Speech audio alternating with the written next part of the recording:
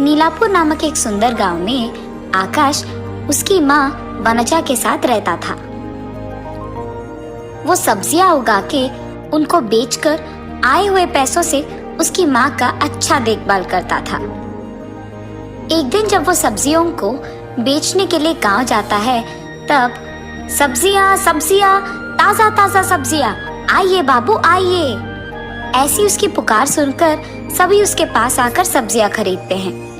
इतने में एक औरत, अरे आकाश, तुम्हारे पास सब्जियां कितनी ताजा होती है और वो भी इतने कम दाम में, वाह भाई वाह। अरे दीदी, आकाश इन सब्जियों को खुद से उगाता है और इतना ही नहीं, वो आए हुए इन पैसों से उसकी माँ का बहुत अच्छा देखभाल भी करता है।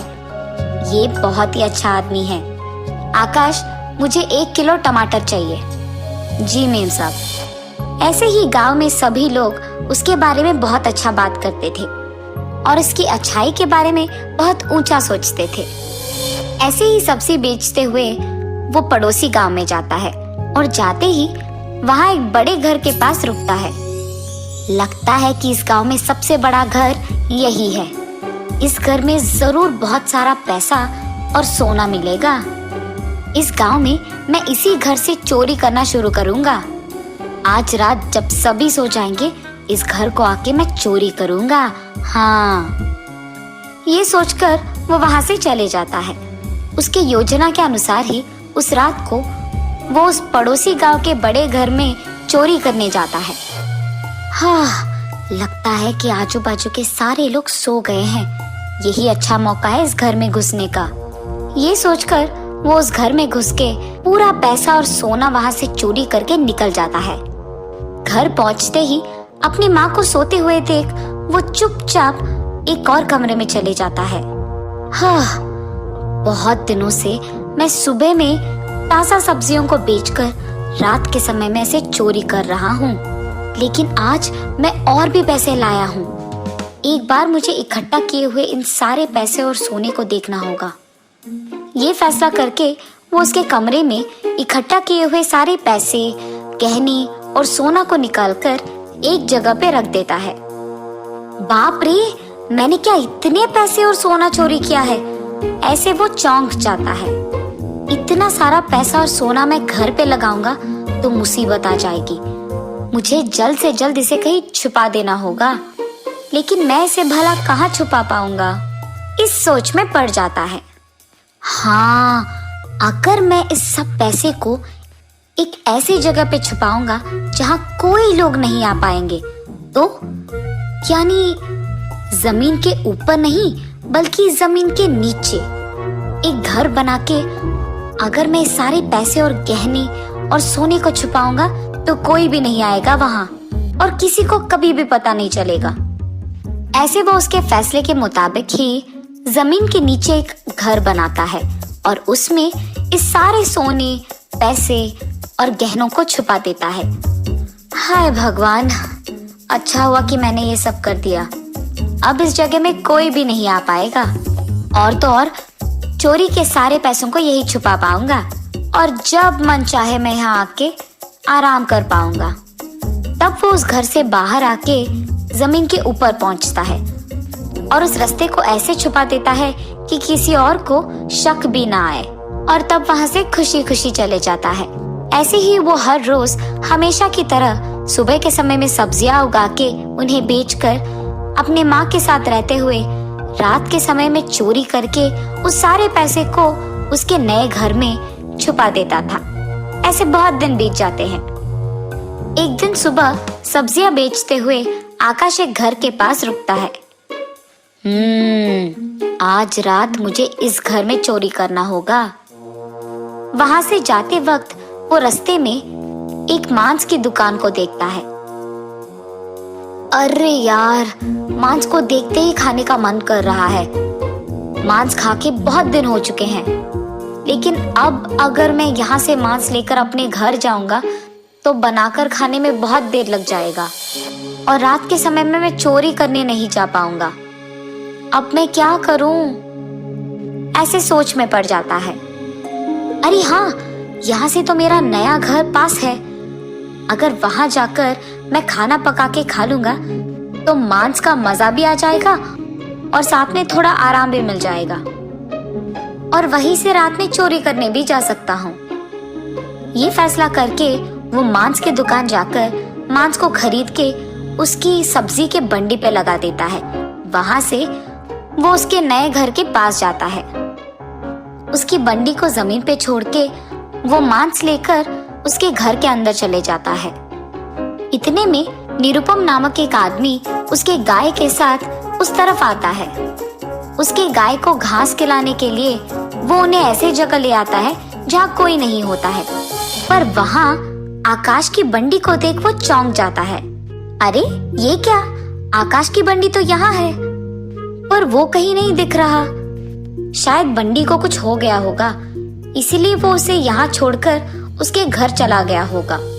ये सोचते हुए वो उसकी अंगूठी से खेलते रहता है और अचानक वो अंगूठी जमीन के एक छेद में गिर जाती है। अरे बाप रे, मेरा सोने का अंगूठी! अरे ये गिर गया, अब मैं इसको कैसे वापस लाऊं? उस अंगूठी को वापस लाने के लिए वो उस छेद में से देखने लगता है। इतने में उसको उस छेद से मांस का सुगंध आने लगता है। हाँ, चूहे के छेद में से मांस की सुगंध क्यों आ रही है? यहाँ तो इंसान भी नहीं रहते हैं। अच्छा जो भी हो, कुछ भी करके मुझे अपना अंगूठी वापस लेना होगा। ऐसे जब वो उस अंगूठी को ढूंढ रहा था तब उसे एक जगह पे घास के बिना रेत ही दिखाई देता है। यहाँ घास क्यों नहीं है और ये रेत गहरा भी नहीं है? ये सोचते हुए वो वहाँ थोड़ा खोदने लगता है। इतने में उसे वहाँ एक दरवाजा दिखाई देती है। जमीन पे दरवाजा क्यों है? तब वो उस दरवाजे को ऊपर की दिशा में खोलता है। वहाँ सीढ़ियों को देख वो आश्चर्यचकित हो जाता है। यहाँ सीढ़ियाँ क्यों है? पर अगर मैं इस रास्ते से नीचे जाऊंगा तो शायद मुझे अपना अंगूठी मिल जाएगी। जब वो सीढ़ियों से नीचे पहुंचता है तो वहाँ सोना, चांदी, गहने, मोती, पैसे देख वो चौंक जाता है। बाप रे बाप, इतना सारा पैसा और सोना, ये सब यहाँ क्यों है? ऐसे सोचते ही रहता है कि इतने में उसे आकाश खाना पकाते हुए दिख जाता है। ओहो, तो यहाँ से आ रही थी मांस की खुशबू। दिन के समय में गांव में सब्जी बेचते हुए और सबसे अच्छा रहते हुए इसने जो नकल डाला है वो बहुत गलत है। मुझे जल्द से जल्द सबके सामने इसका नकल उतारना होगा। तब निरुपम तुरंत वहां से चले जाता है। गांव जाकर वहां के सारे लोगों को आकाश की सच्चाई के बारे में बताकर उन सबको उस घर की ओर ले आता है। जमीन के नीचे निर्मित किए हुए घर में सोना, चांदी, गहने, मोती और उतना सारा पैसा देख गांव वाले दंग रह जाते हैं। आहा, मेरा मनपसंद मांस का खाना अब बन गया है, बस इसे खाने की देरी है। ये कहकर आकाश खाने लगता है। इतने में बाप रे, इतना सारा पैसा मैंने अब तक नहीं देखा। हाँ, ये क्या, घर में तो मैं अकेला हूँ, तो ये आवाज कहाँ से आ रही है? ये सोचते हुए आकाश पीछे मुड़ता है। वहाँ सारे गांव वालों को देख वो दंग रह जाता है। अरे बाप रे, सारे गांव वाले यहाँ क्या कर रहे हैं? इस सब पैसे को, सोने को देख वो न जाने क्या सोचेंगे। उनके सवालों का मैं क्या जवाब दूं? आकाश, तुम तो सब्जियां बेचते हो ना, इतना सारा पैसा तुम्हारे पास कैसे आया? सच सच बताओ, वरना तुम्हें पुलिस के हवाले कर देंगे हम। बेवजह मांस को खाने की लालच में मैं यहाँ आ गया, वरना ये लोग यहाँ नहीं आते और इन्हें मेरा सच्चाई पता नहीं चलता। अब अगर मैं उनको सच नहीं बताऊंगा तो ये लोग मुझे जेल में डलवा देंगे। उससे यही बेहतर है कि इन्हें सच बता दूं और फिर माफी मांगूं। मुझे माफ कर दीजिए, मैंने ये सब चोरी किया है और मैंने जिस से जो भी लिया है उन्हें वापस लौटा दूंगा। मुझे कृपया पुलिस के हवाले मत कीजिए। ऐसे कहकर वो गांव वालों से माफी मांगता है। ठीक है, इस बार के लिए हम तुम्हें माफ कर देंगे, लेकिन अगली बार ऐसा कुछ किया तुमने तो तुम्हें जरूर पुलिस के हवाले कर देंगे। कम से कम अब ईमानदारी से जीना सीख लो। गांव वालों के ऐसे कहने के बाद आकाश में बदलाव आता है। उसे उसकी गलती का एहसास होता है और वो तब से चोरी करना छोड़ देता है और ईमानदारी से काम करने लगता है। ऐसे वो भी खुश रहता है और बाकी सारे भी खुश रहते हैं।